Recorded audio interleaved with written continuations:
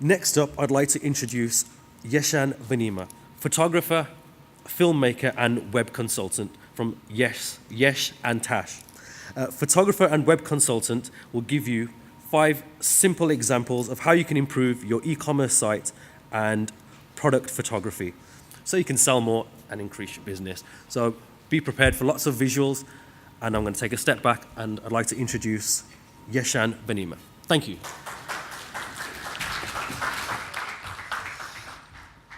Thank you. Welcome everyone to the coolest part of the Home and Gift Show. I'm glad some of you have made the trip up here. So I'm going to share with you 5 ways, 5 sections to help you sell more on your website. I'm very much focused on designer makers, independent businesses, shops, and people that sell and work with that sector. So as a photographer, I got into making websites for people because I wanted my photos to have a better showcase online.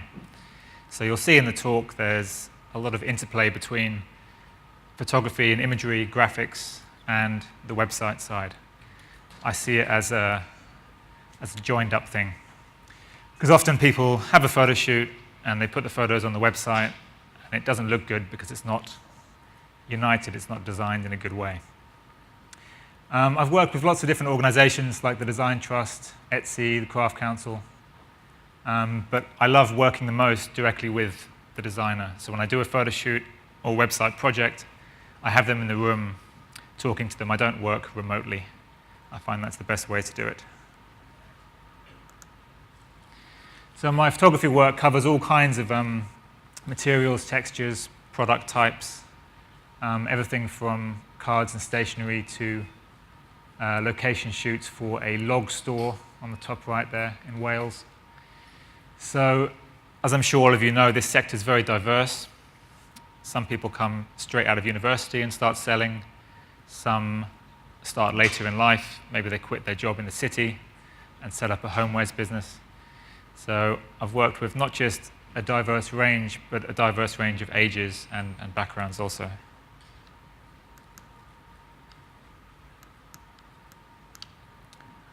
Not getting a click. Okay, so I'm going to go through photography in 2 parts. Product, which is the more simple style of photography on the website. Lifestyle, which is a bit more thought through, planned out, maybe using a location or working with a stylist. And then I'm going to look at the text, the words on the website, looking at product descriptions and also blogging or content generation, the editorial side. And finally, a little bit on analytics, which won't be boring, I promise. So, the product side. This is often the part which new designers struggle with, is shooting their product in a realistic, representational way. So alongside the lifestyle, the product photo has to be more real. It has to show the product in its real colors, its real shape and size, and the texture of the product has to be realistic. And often when I do product photos, they are not just on a white background or a plain piece of paper, which is fine if you want cutouts, but for your website, I would really encourage you to use product photos that are a bit like this, that are semi-lifestyle, that are shot on a plain background, but have a prop or a surface or something to showcase, to show scale, and to give a bit more of a feel, atmosphere. So this designer, Jules Hogan, she's a luxury knitwear designer maker based in Reading.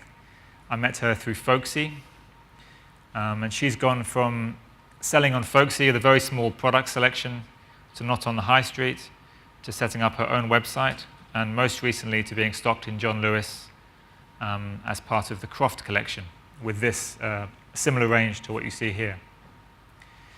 And part of Jules' journey was photographing her work, not just in a realistic way, but capturing the atmosphere, capturing her personality.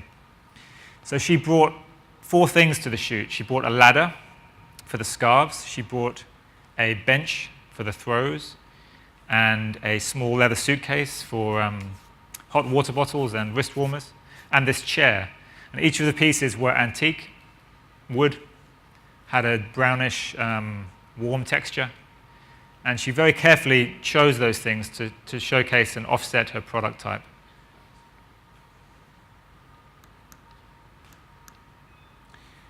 This brand, Simple Shape, is a curated online homewares selection. The site is on Squarespace, which is one of 4 or 5 leading portfolio and e-commerce website platforms. Squarespace is the one I use the most, but Shopify is used by an equal amount of my clients. I would say if you're looking at either of them, test them out, do a trial, and get a feel for their different benefits. Squarespace is better for boutique designer makers, people who do bespoke or other work alongside their product selection. Shopify is much more e-commerce focused. All the bells and whistles, apps, abandoned cart recovery, all that kind of thing. So Simple Shape, the product shots are like this. They're on a white background, or in this case, a very soft gray, but using props in that scenario. So all of the product shots we've done together have been working with small props, some foodstuffs, but nothing liquid. It's usually things like salt and pepper, bread, that sort of stuff, just to show scale, and often combining different ranges of products that she sells. So Simple Shape have ceramics and wood. So in this case, we combine them together. And this is the collection overview page. So as you can see, all the products are on a plain background. And we've done about 7 or 8 shoots over the last few years. So each time we know we're going to go back to that background, that's our starting point, and we build on that using the products and then adding props where appropriate, sometimes grouping the products together. So the result is a very calm, peaceful vibe, which is very much where Helen, the business owner, comes from. So like I showed you with Jules, the personality of the business comes across not just in the photography, but also the way that the website is designed. Very clean white background. She had her branding and typography created by an agency, but you don't have to go to an agency to do that. You can work with someone freelance, or if you're confident, use Shopify or Squarespace to create that look. But my point is, it's all unified. You can't just have the photography, you can't just have the logo in isolation. You have to bring it together.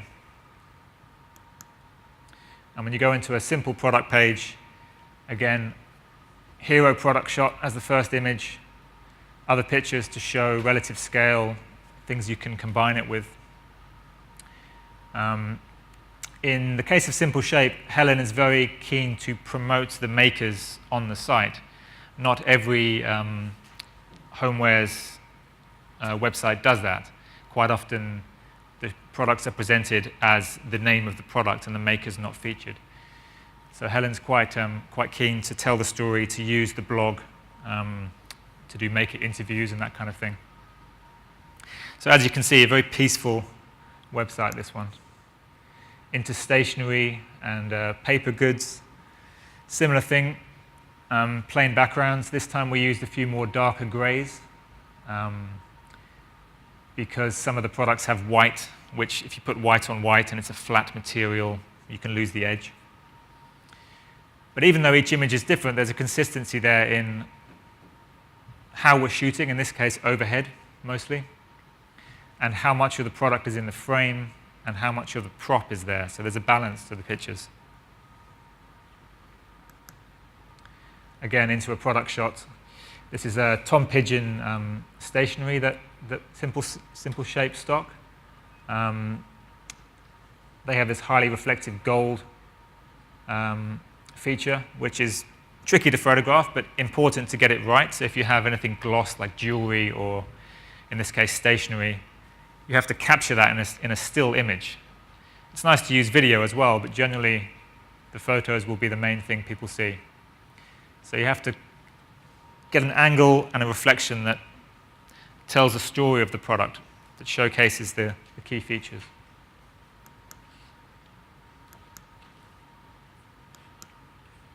Thornback and Peel are another brand that I work with a lot. You may know them. They're very widely stocked in homeware shops around the country.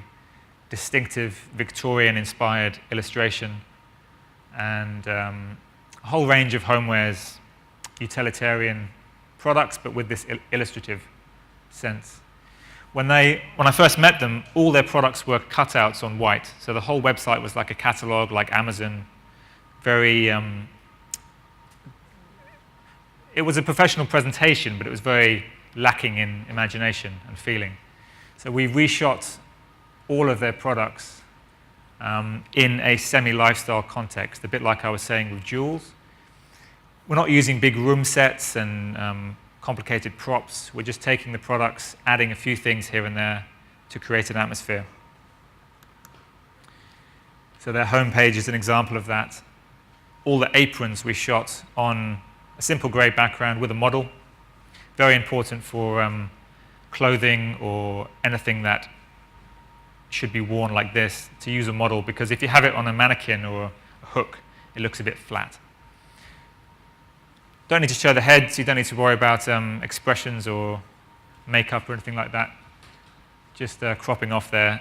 Focus on the product with a prop, in this case flowers, to complement the colors and show a bit of scale. And if you go into their kitchen section, it's a similar thing. So all the pot holders and oven gloves and tea towels were shot in a consistent way. Every oven glove on a chair against the background. Every tray, three-quarter view on a table with a couple of props. Same thing for the aprons, like I showed you just now. Again, different backgrounds, but consistent within the section. So there's that unified feeling to the website. Placemats and coasters, again, a bit like the stationery of Simple Shape. Overhead, flat lays, simple props. Not too busy, just the right element of stuff in the frame. So when you glance at it, you can see the design, but it's not boring because it has a prop. So there's something there to generate interest. And a bit of fun as well. We always have fun on the shoots, making things and creating little scenes of atmosphere. In this case, with the tea towels, because they're basically a flat print, having them scrunched up is nice for one shot, but we needed this shot as an overview so you can see the whole repeat of the design. If you're doing wallpaper, tea towels, soft furnishings, fabric by the meter, you need a shot like this to show at a glance the repeat of the pattern. So we use the washing line, which is not just practical, but also has a feeling of something you might do with the tea towel if you're hanging it up. Again, consistent background, consistent lighting.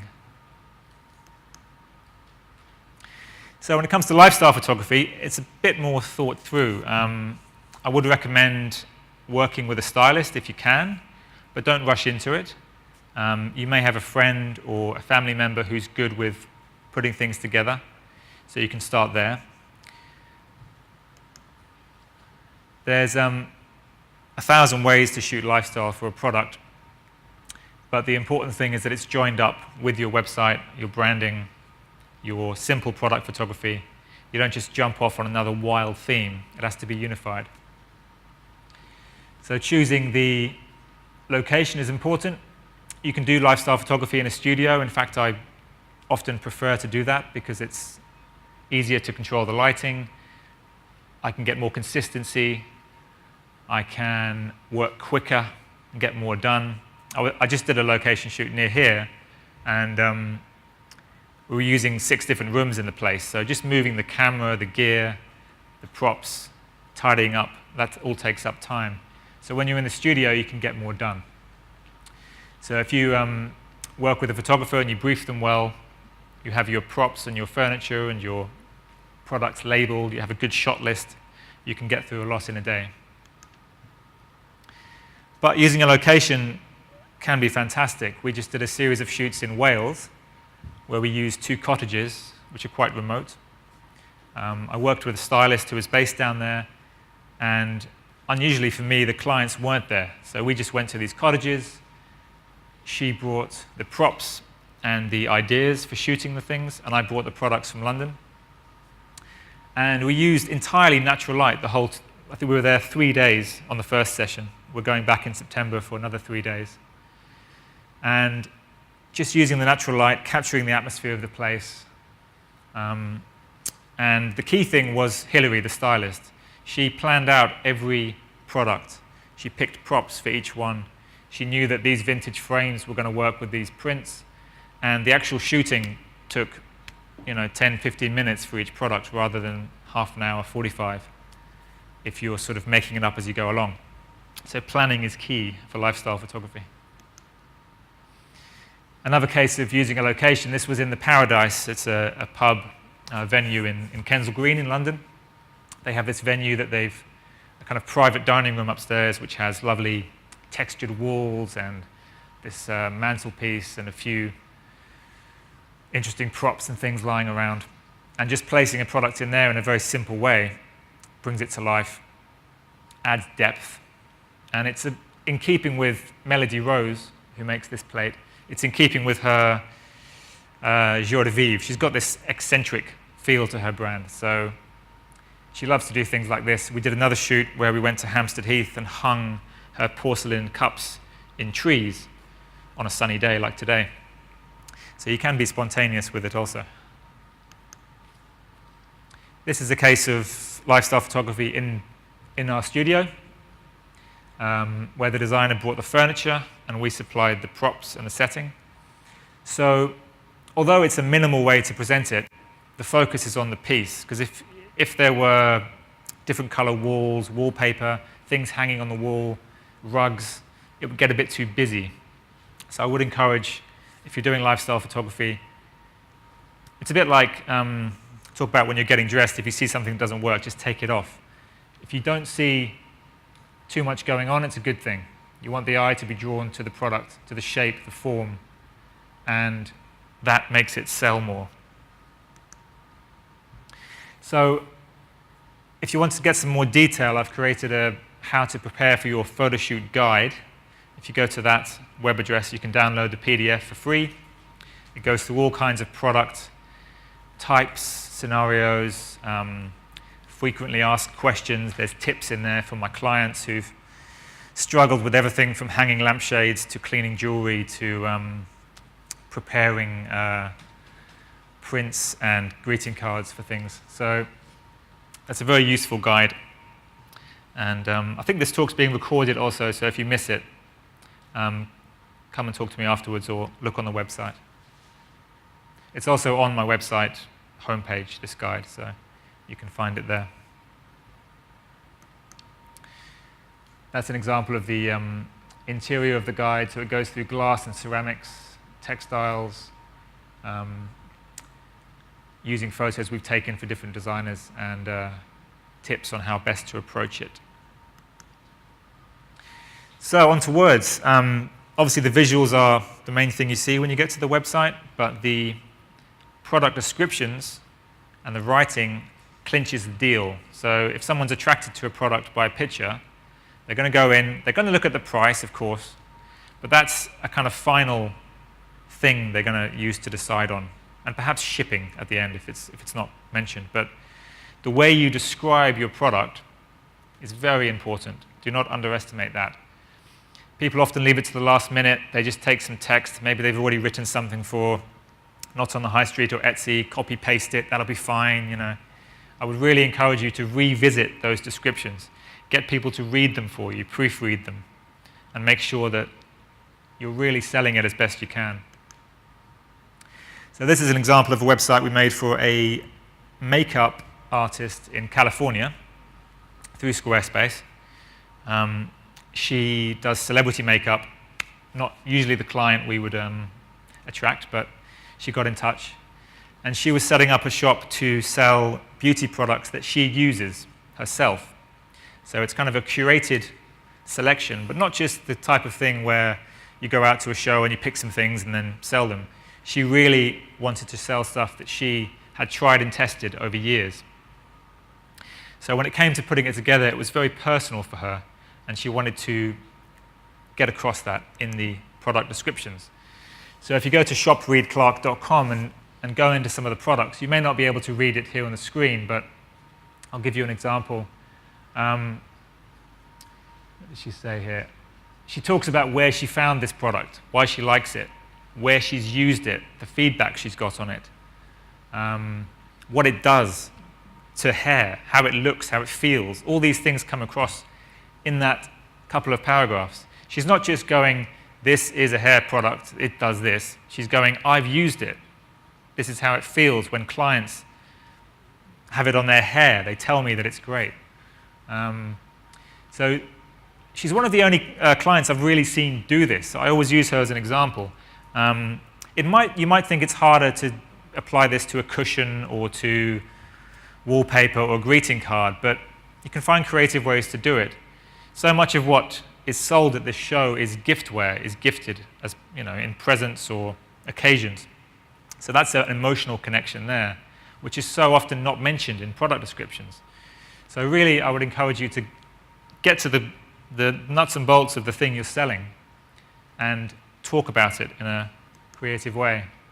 This is a hairbrush that she uses. I bought this for my wife just based on this, because I was like, oh, it's the best hairbrush in the world. I must have to get it for my wife. It's a bit more expensive than a normal hairbrush, but the fact that she says she's used it on every shoot she's ever done, and it gets all the tangles out, it's a nice design. To quote one of the hairdressers I work with, I've never seen a knot that this brush can't tackle. So she puts a quote in there as well, and it's not like a cheesy thing. She really means it. It also makes short work of my daughter's Shirley Temple curls. So she doesn't have a picture of her kid on there, but she talks about it. So the other side of text and words on the website is blogging, and also to a certain extent social media. I think they're very interlinked. In fact, many of my clients don't have a blog, they just use Instagram.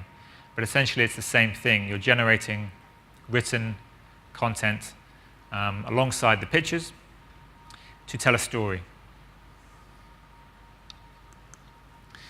So Julie Kawamo is a designer based at Cockpit Arts in London. She does all kinds of printed textiles, cushions, working with silk and velvet. Recently, she's also started a range of notebooks and relaunched her website on Shopify in the same 6 months. And the blog was a very important thing to her. So she went to a freelance editorial consultant and worked with her to create a schedule for the blog. So Julie would come up with lots of the ideas and write some of the content, but the consultant would also help her to generate blog post titles, a schedule, which is very important, and also some interviews, some regular features on the blog. So some of the things that her blog showcases are a day in the life, which is about her business, what she does day to day, interviews with other creatives that she respects or admires, travel guides, which is very important for her notebooks because they were inspired by the design of travel notebooks, and she wanted to get that across. She took them on holiday recently and used them, filled them with ideas and scrapbooks, and she's using that to sell the product. But not in a contrived way. She's doing it in a natural way, which for an independent designer is very important. For bigger brands, as a consumer, you might look at it and think, well, that's someone in the marketing department doing that. But generally with independent designers, it's coming from a place of experience. She looks at history of a process or the technique of printing that she's doing. And she's also done photo essays from her travels, things of that nature. And she's just a passionate person, Julie.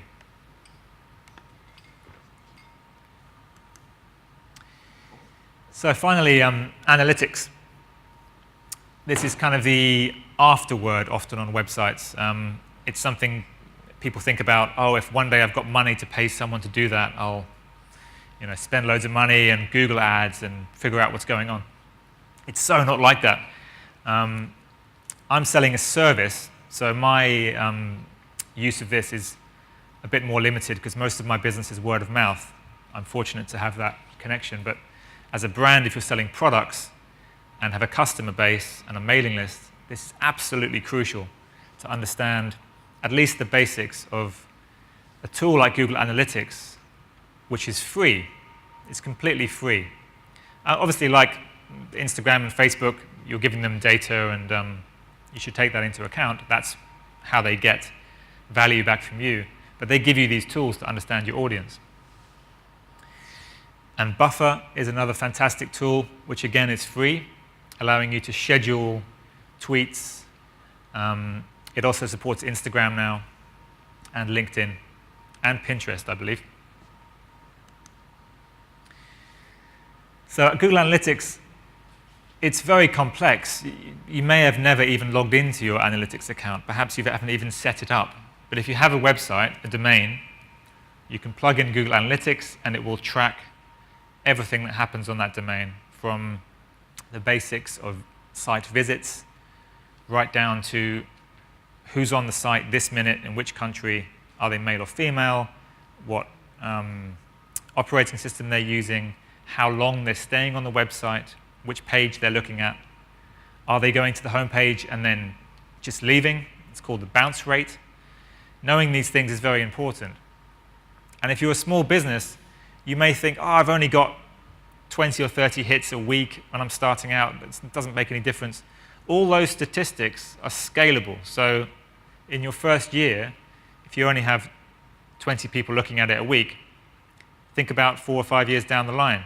You have to learn these systems and understand what's happening now, so that when you are busy and you have less time, you can go back to this and refine your marketing, refine your selling techniques. It's especially important with email newsletters, which have come back in a big way. It's tracking how many people get the newsletter, who opens them, testing which time of day is best to post things, not just on your website, but on social media. And you can also find out how fast the website is. If you're on a Squarespace or Shopify or Wix or Weebly, generally they have a system for loading the page quite quickly.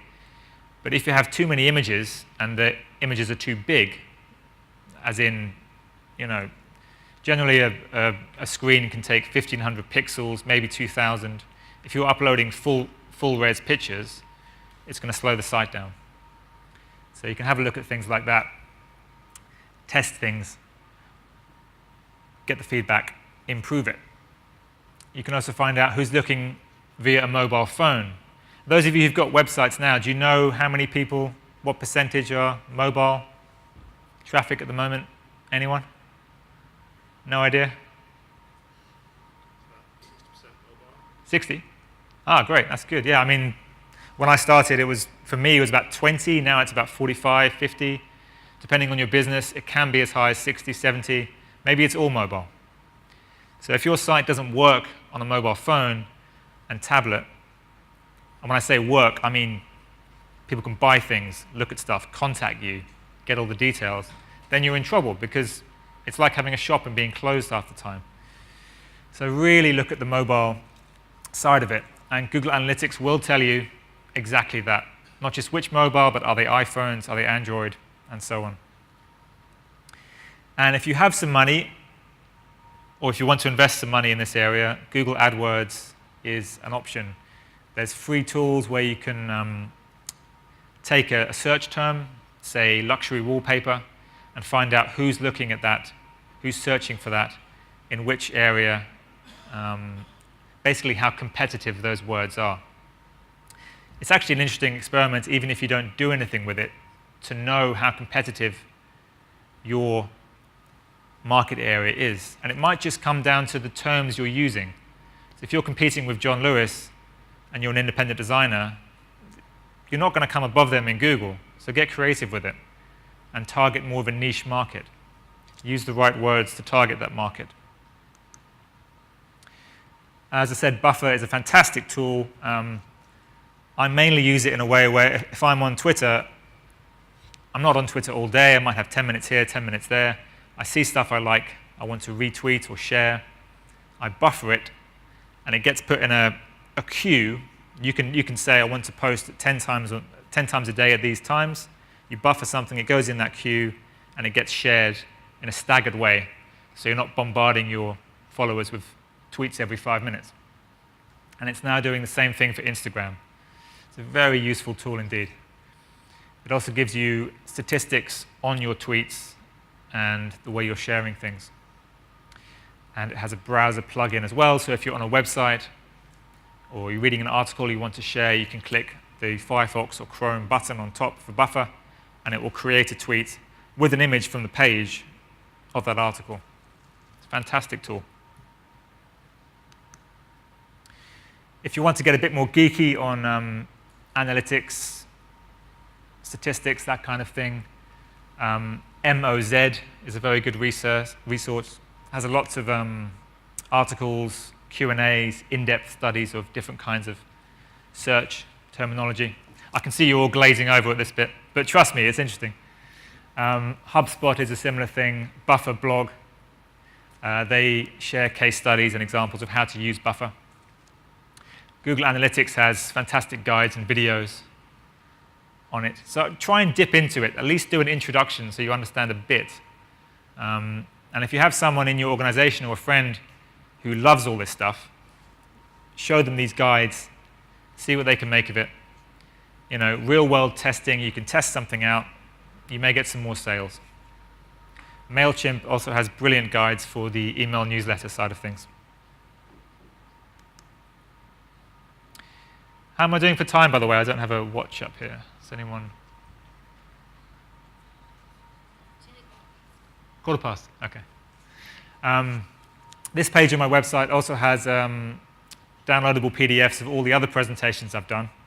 So if you hadn't have enough of me today, you can go there, download PDFs of things I've done with the Design Trust, talking about product photography, things I've done for the Craft Council, talking about Instagram and using a mobile phone for your photos, getting a bit more in-depth on how to take product shots yourself and how to work with a photographer. There's also some quotes from PR people I know, bloggers and designers. I basically asked them, you know, why is product photography important? How can you get the most out of it?